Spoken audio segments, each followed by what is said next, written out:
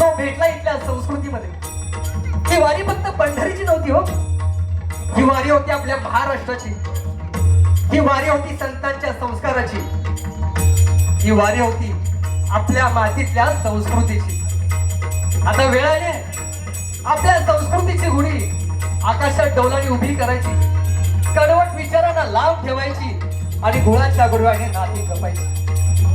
माऊली, भक्ती फक्त देवाची करू नका, भक्ती करा चांगल्या विचारांची, भक्ती करा आपल्या संस्कृतीची आणि भक्ती करा आपल्या माय मराठीची.